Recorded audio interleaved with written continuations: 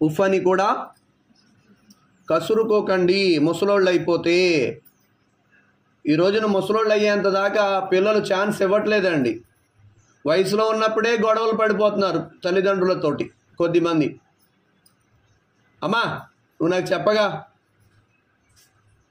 అని చెప్పి కూతురు అంటుంటే, నాన్న నువ్వు నాకు చెప్పగా అని చెప్పి కొడుకు అంటున్నాడు.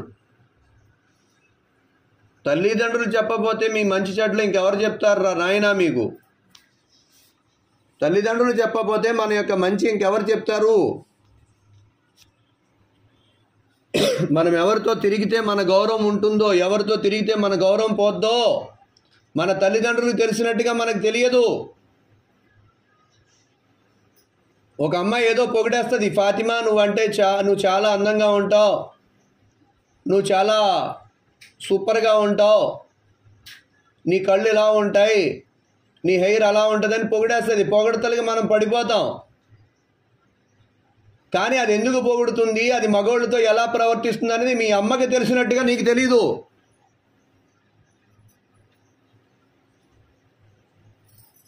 మీ అమ్మకి ఎంతైతే ఆ పిల్ల గురించి తెలుసో అంతలో 10% కూడా నీకు తెలీదు. నీ అమ్మ నీతో ఏం చెప్తుందంటే, నీ తల్లి, అమ్మ ఫాతిమా ఆ పిల్లతో తిరక్కమ్మా, అలా ఉండకూడదమ్మా, అమ్మ ఇక్కడ ఫాతిమాలు ఎవరన్నా ఉంటే క్షమించండి అమ్మా. నేను మాట ఉదాహరణ ఇచ్చి చెప్తున్నాను అంతే. నాకు ఇక్కడ ఎవరున్నారో తెలీదు. నాకు ఆ బాబా వాళ్ళ అమ్మగారు వాళ్ళ భార్య తప్ప ఇక్కడ నాకు ఆడవాళ్ళు కూడా పెద్దగా తెలియదు నాకు.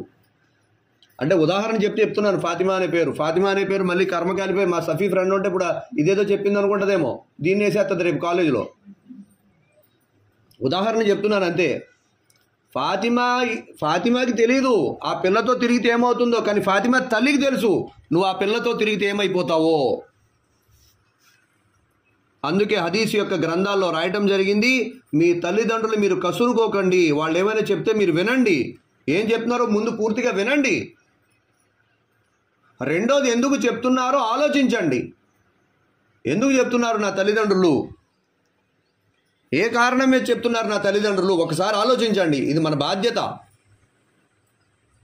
సోదరీమణులారా, అదేవిధంగా కొడుకులు కూడా తల్లిదండ్రుల యొక్క మాటలు వినాలి. కానీ ప్రవక్త గారు అన్నారు, ప్రళయం యొక్క గుర్తుల్లో ఒక గుర్తు ఏమిటి అంటే, తల్లిని కూతురు పని మనిషిలా మాట్లాడే రోజులు వస్తాయి, అది ప్రళయం యొక్క గుర్తు అన్నారు ప్రవక్త గారు. ఆ మాట అర్థమైందో లేదో మీకు? ఒక పని మనిషితో ఇంటి యజమానురాలు ఎలా మాట్లాడుతుందండి?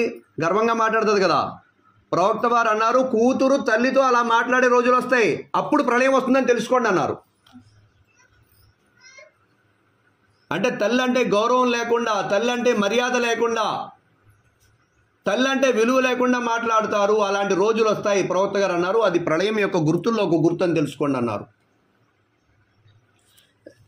అందుకోసమే సోదరీమణులారా, తల్లి మాట కూతుర్లు వినాలి, తండ్రి మాట కొడుకులు వినాలి.